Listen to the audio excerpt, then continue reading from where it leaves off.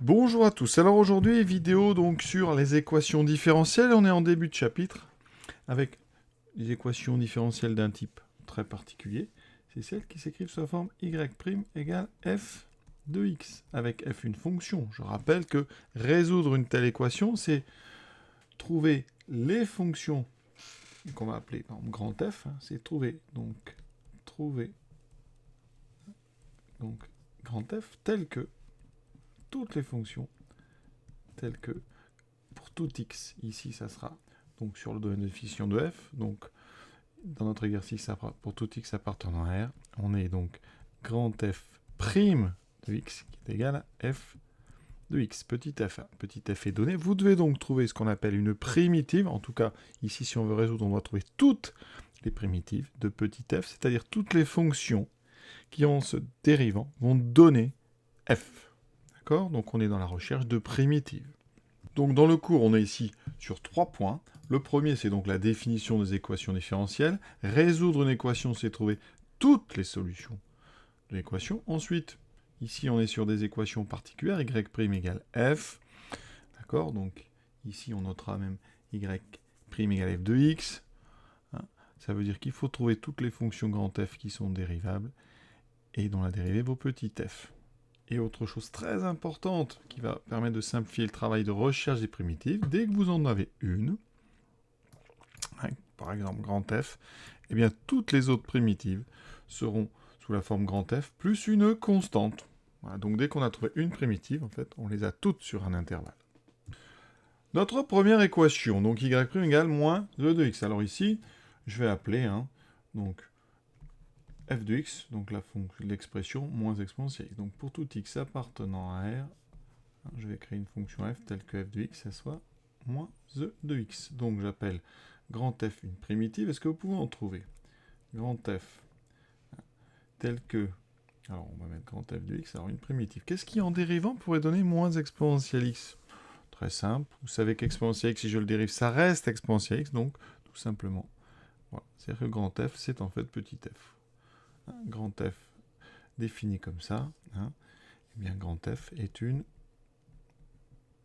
d'accord, ça c'est important, primitive de petit f, d'accord, grand F. Autrement dit, petit f est une primitive d'elle-même, voilà, comme la fonction exponentielle. Donc ici, ben avec ça, ça veut dire que les solutions, donc les solutions de E sont les fonctions définies sur R, ici,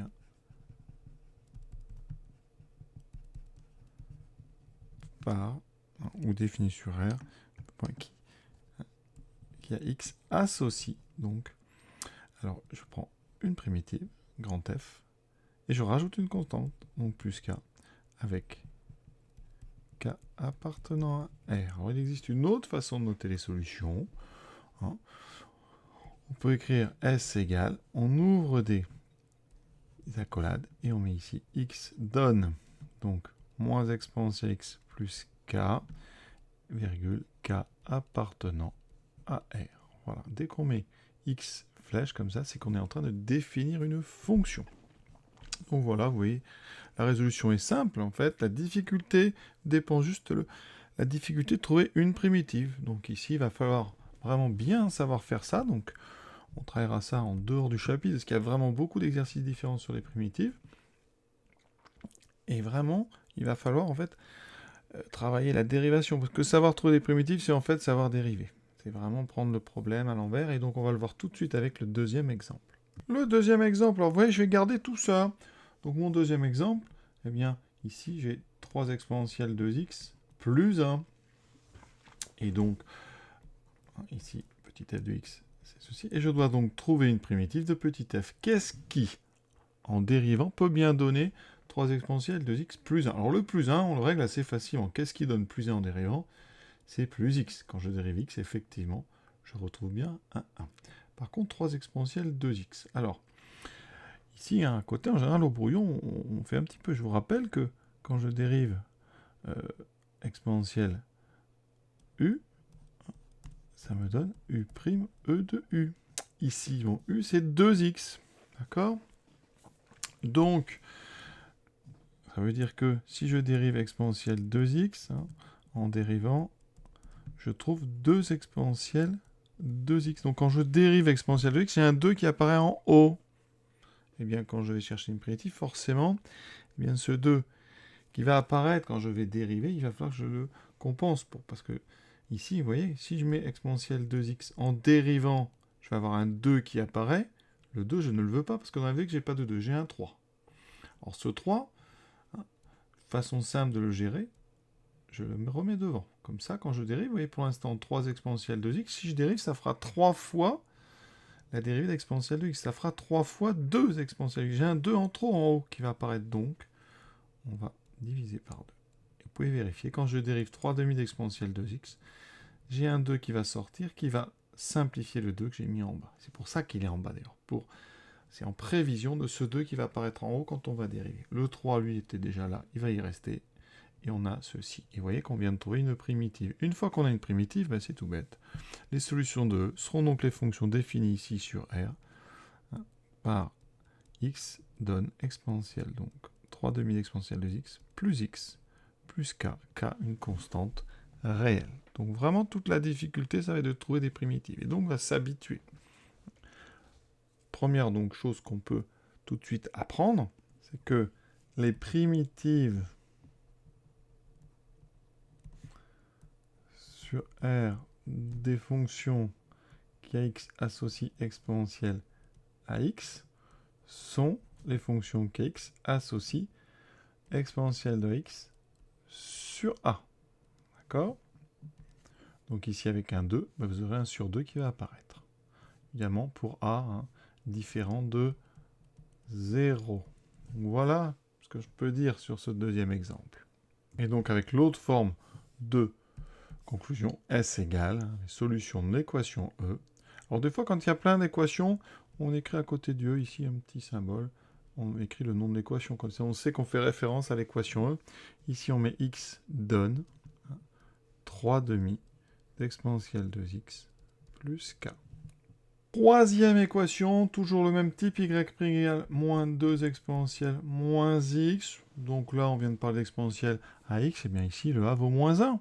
Donc, ce moins 2 qui est là, bah, il ne me dérange pas.